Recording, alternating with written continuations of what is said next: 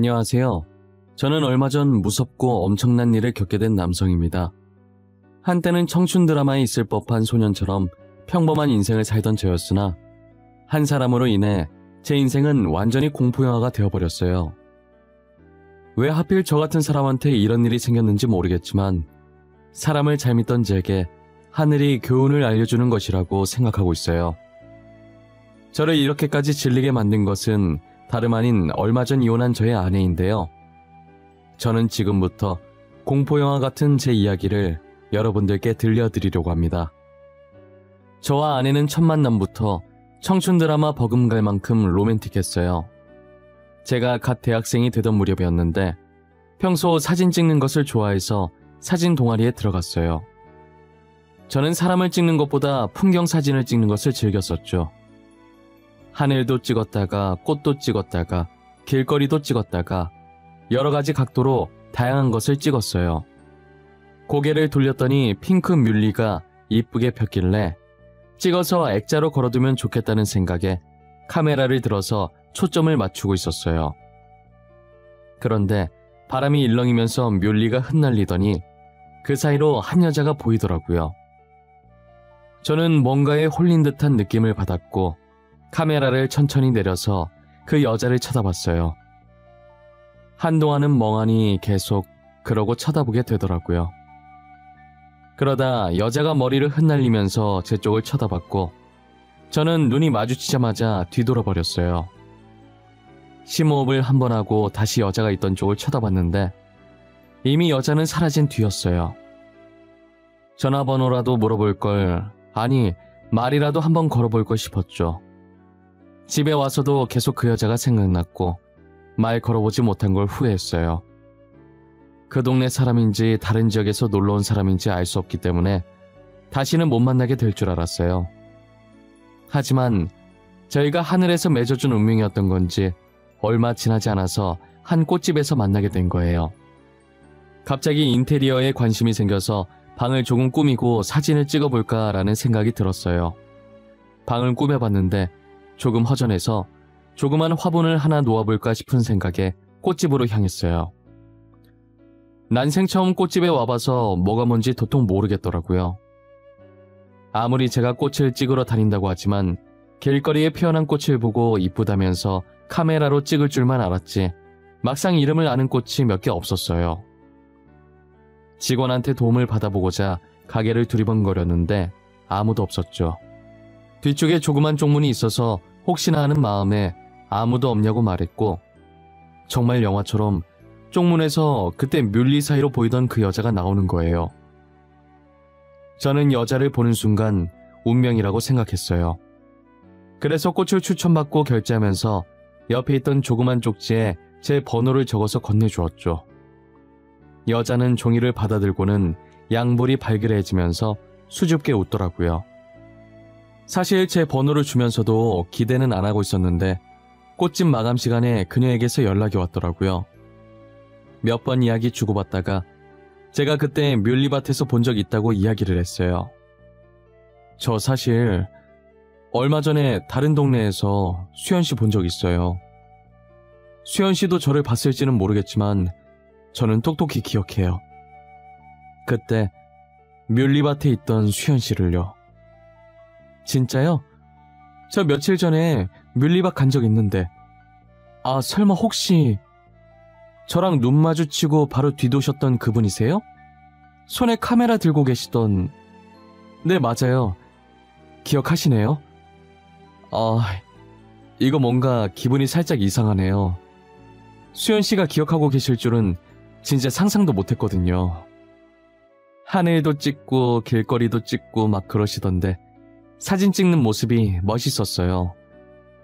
저는 카메라도 잘 모르고 사진도 잘 못 찍어서 그런지 대영 씨의 그런 모습이 너무 멋있었어요.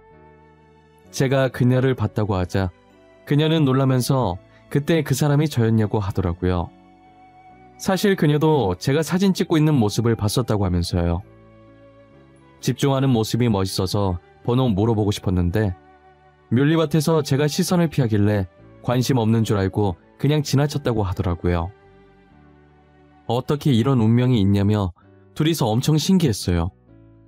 만날 사람은 만나게 되어 있다더니 그게 저희 둘인 것 같다면서 신나 있었죠. 그녀는 제가 꽃을 샀던 곳에서 일하는 아르바이트생이었어요. 저랑 동갑에 원래라면 저처럼 대학을 다니고 있어야 하는데 집안 형편이 어려워서 휴학하고 아르바이트를 하고 있다고 하더라고요. 아직은 둘 다 대학생 신분이니 집안 형편 따위는 전혀 신경 쓰이지 않았어요. 저는 그녀가 열심히 살려고 노력하는 모습이 오히려 보기 좋았고 더 매력적으로 느껴졌죠. 몇 번 만나다가 더 이상은 마음을 숨길 수 없어서 고백을 했고 그녀는 왜 이제서야 고백하냐며 제 고백을 받아주면서 본격적으로 연인으로 만나기 시작했어요. 저희는 6년이란 시간을 만났고 그 사이 저는 군대도 갔다 오고 대학도 졸업해서 취준생이었죠. 대기업을 목표로 준비하고 있었고 취직만 하게 되면 여자친구와 바로 결혼을 하고 싶었어요. 여자친구는 여전히 그 꽃집에서 아르바이트를 하고 있었어요. 재학과 휴학, 그리고 아르바이트를 꾸준히 병행하고 있었죠. 스트레스 받고 힘들만도 한데 늘 저를 먼저 위해주고 챙겨주는 착한 여자친구였어요. 그래도 제가 학교 다니면서 학점 관리도 열심히 하고 필요한 자격증들도 미리 다 따놓았어서 다른 친구들보다는 비교적 빠르게 취업에 성공했어요. 사실 저희 아버지께서 사업을 하셔서 저는 다른 회사에 가지 않고 저희 아버지 뒤를 잇고 싶었어요. 하지만 아버지께서 제가 자신의 사업을 이어받는 걸 원치 않으셔서 저는 대기업에 취직을 한 것이죠. 자신이 사업을 해보면서 회사를 지키는 것이 얼마나 힘들고 어려운 것인지 잘 알기 때문에 아들만큼은 자신과 똑같이 힘든 짐을 안고 살지 말고 편하게 살았으면 하는 마음이신 거예요. 저는 취업 후 반년 정도 다니다가 어느 정도 일이 손에 익으면서 익숙해졌고 얼추 자리도 잡은 것 같아서 여자친구에게 프로포즈를 했어요. 수연아, 우리 만난 지도 6년 반이나 됐고 이제 나도 대기업에 취업했으니까 더 이상 연애는 그만하고 우리 결혼하자. 나 진짜 진지하게 생각하고 말하는 거야.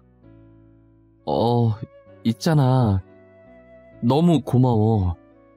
진짜 너무 고마운데 나는 아직 준비가 안 됐어. 대학교도 졸업 못했고 아직 번듯한 직장도 없이 아르바이트나 하고 있고 돈은 내가 벌면 되는데 그게 뭐가 중요해. 나는 너가 아르바이트 해도 상관없어. 정말 단지 그 이유 때문에 안 받아주는 거야? 내가 싫어진 게 아니라면 뭐든 괜찮아. 그러니까 우리 결혼하자. 대영아, 미안하고 고마워. 이런 나지만 괜찮다고 해줘서 받아줘서 너무 고마워. 앞으로 내가 더 잘할게. 너를 위해서 살게. 네 말대로 우리 결혼하자. 여자친구는 아직 자신이 대학 졸업도 못했고 아르바이트생 신분이라 능력이 없다는 게 마음에 걸렸는지 처음엔 미안하다고 하면서 제 프로포즈를 못 받아주겠다고 하는 거예요. 하지만 저는 대기업에 취업을 했고 안정적인 월급에 회사에서 인정도 받고 있어서 여자친구쯤은 거뜬하게 먹여 살릴 자신이 있었어요.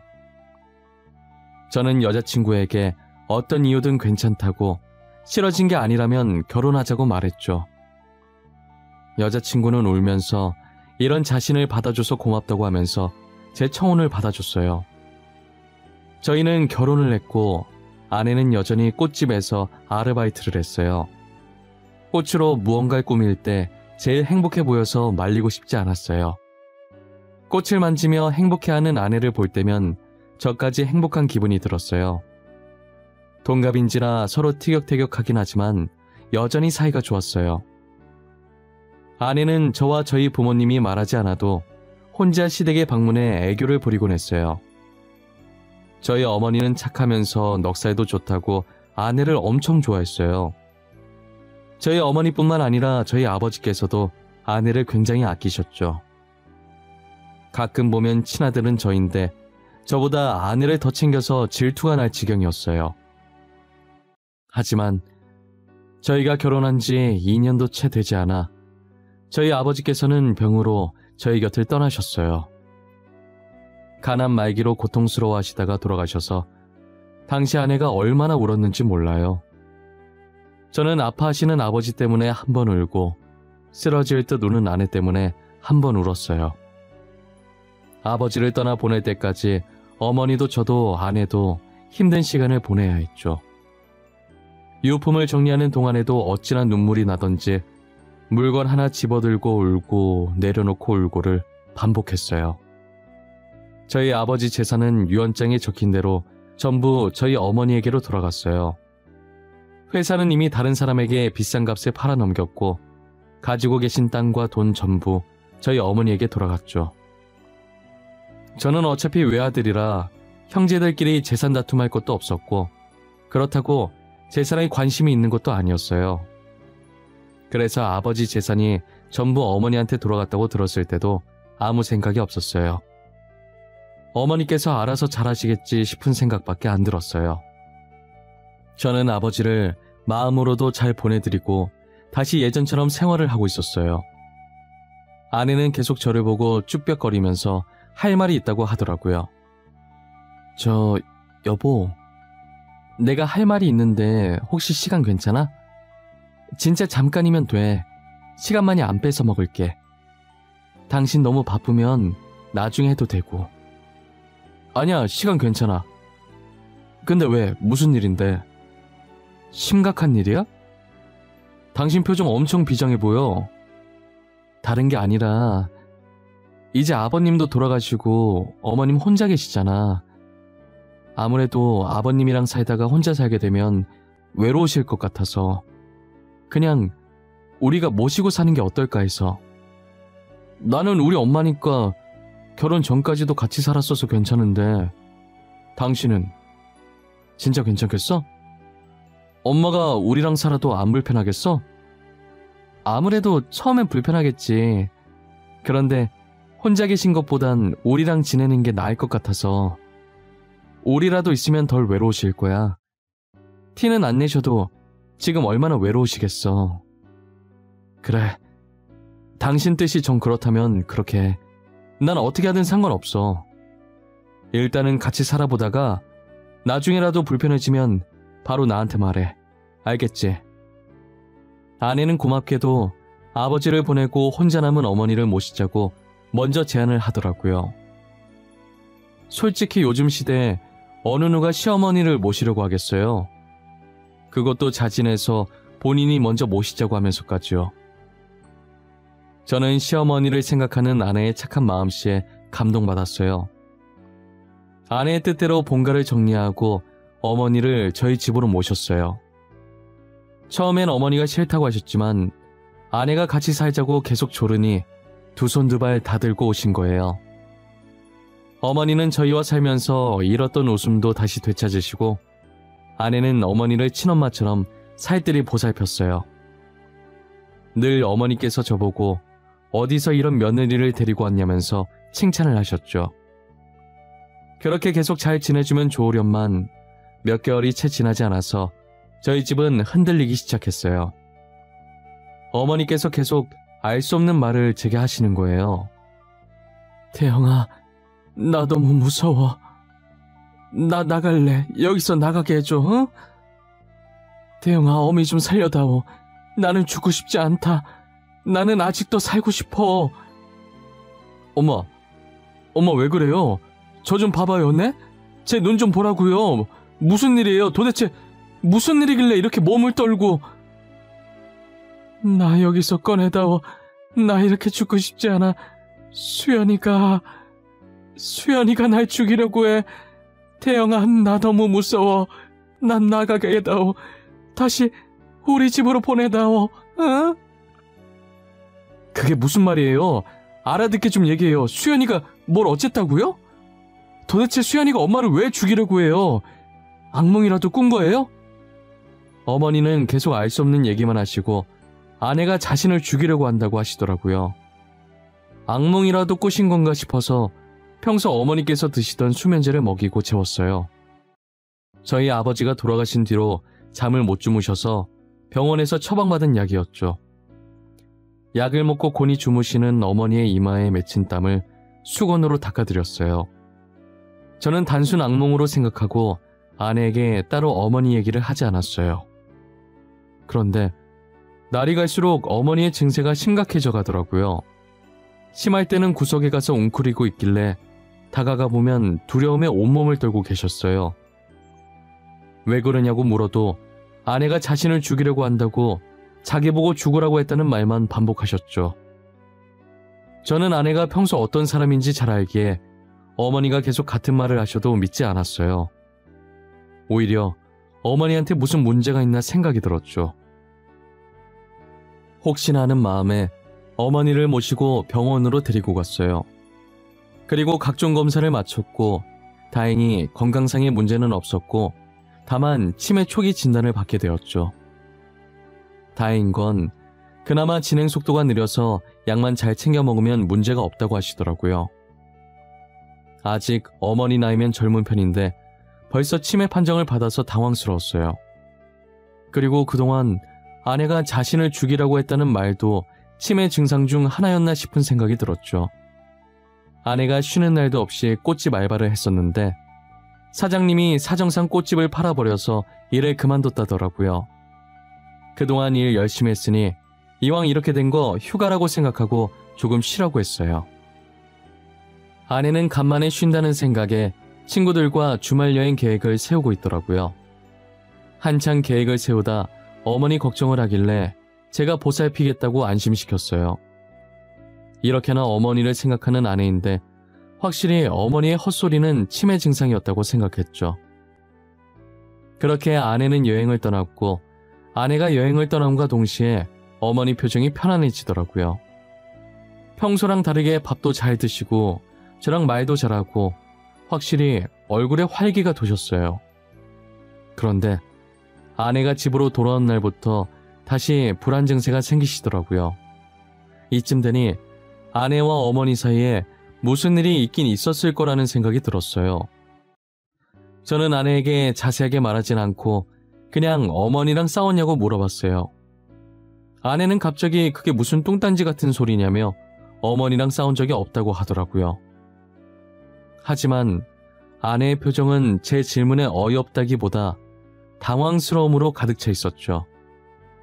아니면 됐다고 말했지만 아내 표정만 봐도 확실히 무슨 일이 있었다는 걸 알 수 있었죠. 저는 아내 없을 때 어머니 방에 들어가서 정확하게 둘 사이에 있었던 일을 뭔지 물어봤어요. 엄마, 지금 수연이 없어요.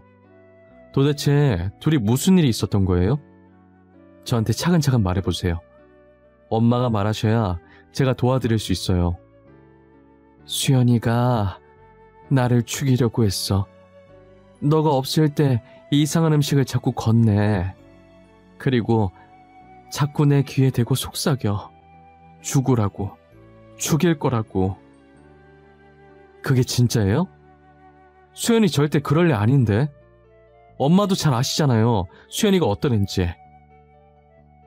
너가 알고 있는 수연이 그거 진짜 수연이 아니야. 다 연기야. 너도 속지 마. 알겠어?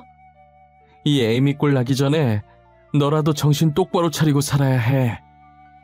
어머니의 말을 들은 저는 충격을 받지 않을 수가 없었어요.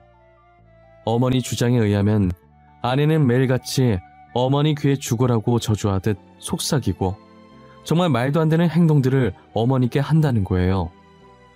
증거가 없어서 확실히 믿을 수는 없었지만 어머니 상태가 점점 심각해져서 뭔 일이 날 것 같다는 걱정에 아무도 없을 때 제가 어머니 방에만 홈캠을 달아놨어요. 그리고 저는 약속 있는 척 집을 비우고 어머니와 아내 단둘만 남게 했죠. 나오자마자 곧장 주차장으로 가서 차에 올라탄 뒤 노트북을 켜고 홈캠과 연결했어요. 저는 홈캠으로 본 어머니와 아내의 모습에 경악을 할 수밖에 없었어요. 아내가 방으로 들어와서 저한테 자기 얘기했냐며 소리 지르고 난리가 난 거예요. 어머니는 무서움에 구석으로 가서 몸을 웅크리고 계셨죠. 이 놓친 내가 미쳤나? 죽어! 죽으라고! 왜 안 죽어? 내가 죽으라고 했잖아! 죽는 게 그렇게 어려워? 아가, 내가 잘못했다. 제발 한 번만 받아워. 다시는 대영이에게 말 안 하마. 나 진짜 별말 안 했어. 진짜야. 믿어다오. 이미 말해놓고 뭘 말 안 했다는 거야. 그나저나 돈 어디다 숨겼어? 니년 남편이 남긴 재산들 다 어디 갔냐고. 도대체 어디에다 꽁꽁 숨겨놨길래 몇 날 며칠을 뒤져도 안 나오는 거야. 제발 그것만은 건들지 말거라. 내가 이렇게 부탁하마. 나한테 막해도 좋아. 하지만 그 돈만큼은 건들지 말아다오. 우리 남편이 힘들게 모은 재산이란 말이다. 니년 치매라며. 나중에 어디다 숨겼는지 기억도 못하는 거 아니야? 그 전에 당장 내놔. 알겠어? 아, 잠깐만. 이 시간에 누가 전화를... 자기야. 홈캠 속에 찍힌 아내의 모습은 정말 그동안 제가 알던 사람이 아니었어요. 화면 속 아내는 어머니께 반말에 폭언을 퍼붓는 것도 모자라 물건도 집어 던지며 포악한 모습을 보였어요. 게다가 시어머니 앞에서 내연남으로 보이는 사람과 통화도 서슴지 않게 했죠. 어머니는 익숙한 일인지 바로 앞에서 며느리가 아들 두고 다른 남자랑 통화하는데 놀라지도 않더라고요. 이제야 어머니의 말들이 하나씩 이해가기 시작했고 혼자서 힘들었을 어머니한테 너무 죄송했어요. 저는 홈캠을 번호로 아내가 외도를 했다는 확실한 증거를 찾기 시작했어요. 홈캠엔 스피커폰으로 한 게 아니라서 남자 목소리가 들리지 않았고 장난으로 친구끼리 자기야라고 했다고 아내가 우길 수도 있기 때문에 상대가 남자라는 증거를 찾아야겠다는 생각을 했어요. 아직도 아내의 행동이 믿기지 않았고 다른 사람도 아니고 저희 어머니한테 그랬다는 사실에 화가 났어요. 어떻게 외도 증거를 잡아야 할까 생각하다가 호텔 숙박권을 아내에게 선물로 줬어요. 여보, 내가 호텔 숙박권이 생겼거든? 근데 이번에 중요한 프로젝트를 맡게 돼서 기간 안에 못 갈 것 같아. 당신이 나 대신 갔다 올래? 2인권이라 친구랑 놀러 갔다 오면 되겠네. 진짜? 당신이 나한테 주면 나야 고맙게 갔다 오지. 근데 이거 내가 대신 써도 되는 거야? 여기 비싼 호텔이잖아. 나만 가긴 좀 미안한데? 아니야, 괜찮아. 못 가서 버리는 것보단 누구라도 대신 가는 게 더 낫지. 당신이 친구랑 놀러 갔다 와. 여기 조식도 되게 맛있대. 아싸, 당신 덕분에 이게 무슨 횡재야. 내가 진짜 남편 하나는 잘 뒀다니까? 같이 가면 더 좋을 텐데. 대신 내가 당신 목까지 재밌게 놀고 재밌게 먹고 올게. 제가 무슨 의도로 호텔 숙박권을 줬는지 아무것도 모르는 아내는 연신 숙박권을 보며 좋아했어요. 저번에 친구랑 주말 여행 간 곳도 분명 내연남이랑 갔다는 생각이 들었고 이번에 받은 호텔 숙박권도 무조건 내연남이랑 갈 거라는 확신이 들었죠. 저는 프로젝트 때문에 회의 가는 척하면서 먼저 나와 호텔 로비에서 기다리고 있었어요. 2시간 정도 지난 후 아내와 내연남이 팔짱 끼고 들어오더라고요. 1초라도 놓칠세라 입구에서 두 사람이 보이자마자 곧바로 카메라를 들고 그 둘을 몰래 찍었어요. 어머니한테는 그렇게 못되게 해놓고 내연남이랑은 하하호호 웃는 게 사이코패스 같았죠. 저는 마스터키를 들고 그들이 들어간 객실 입구에 서 있었어요. 아내가 모르는 게 하나 있었는데 그 호텔은 아버지 지인께서 운영하시는 호텔이었어요. 아버지께서 살아생전 인맥 관리를 잘하셔서 아직도 저와 연락하시는 분들이 많았어요. 제가 삼촌이라고 부를 정도로 친한 사이인 아버지 지인이 운영하는 호텔이라 어디 내놓기 부끄러운 가정사지만 대충 설명드리고 객실 마스터키를 받아냈죠. 문 앞에 서 있는데 두 사람의 비음 섞인 목소리가 새어나오더라고요. 마음 같아서 문을 부수고 들어가고 싶었지만 참았어요. 저는 한 손엔 카메라를 들고 한 손엔 마스터키로 재빨리 문을 열었죠. 들어가자마자 카메라를 들이밀었고 화면엔 그들이 애정행각 중이던 게 적나라하게 담겼죠. 두 사람은 저를 발견하고 이불 속으로 급하게 들어가더라고요. 이렇게 대놓고 들켜버리니 아내는 해명도 하지 못하고 울기만 하더라고요. 저는 카메라를 내리고 아내에게 말했어요. 지금 울고 싶은 사람이 누군데 우는 거야? 당신 어떻게 나를 속이고 이 짓거리를 할 수가 있어? 도대체 지금 이게 뭐냐고. 당신 정말 제정신이야? 여보, 내가 잘못했어. 일단 화내지 말고 진정 좀 해봐. 내가 다 설명할게. 어? 처음부터 다 설명할게. 이게 어떻게 된 거냐면 말이야.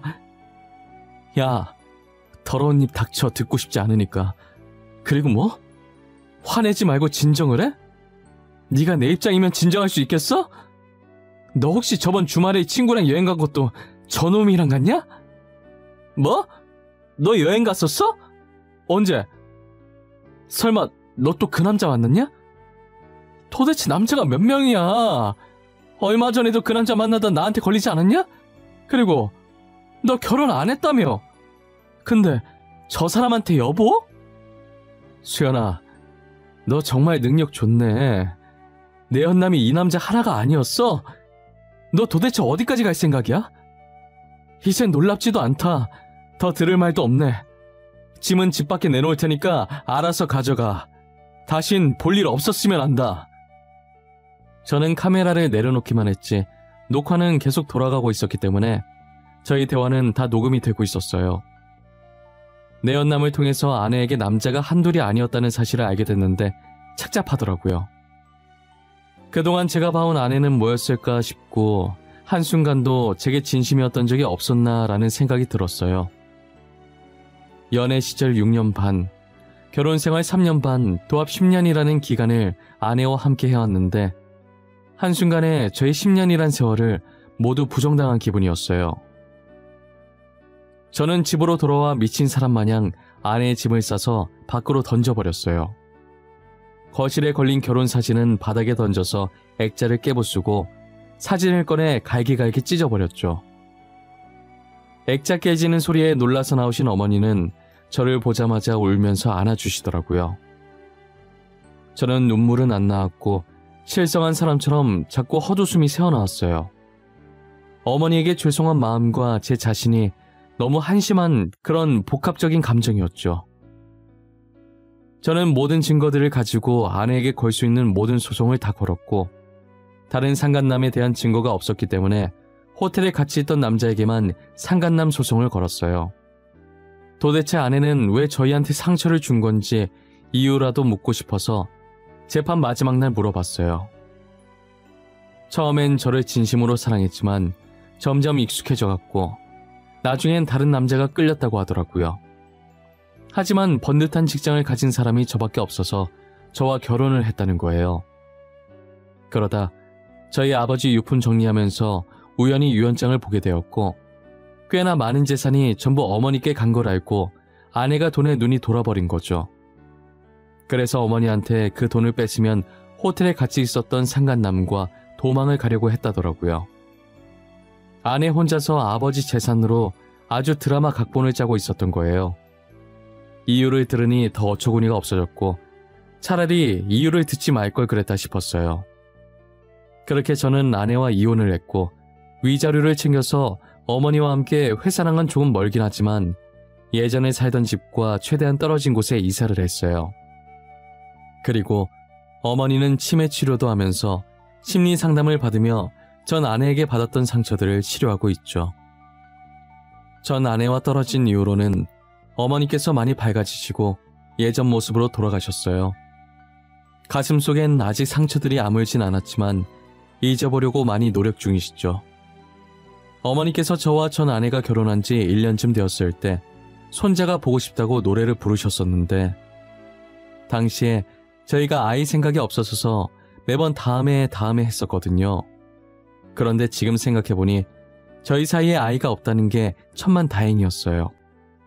어머니께서도 자기가 그동안 엄청 보챘었는데 지금은 아이 안 낳길 잘했다고 하세요. 아마 아이를 낳았더라면 아이까지도 저희와 같은 상처를 안고 살아가야 했을 거예요. 전 아내 때문에 스트레스를 많이 받아서 그런지 처음 치매 진단 받았을 때보다 진행 속도가 빨라졌더라고요. 그래서 약물 치료해가면서 제가 열심히 옆에서 어머니를 보살피고 있어요. 그래도 어머니께서 심적으로 안정을 많이 되찾으니까 저도 같이 마음이 조금 놓이더라고요.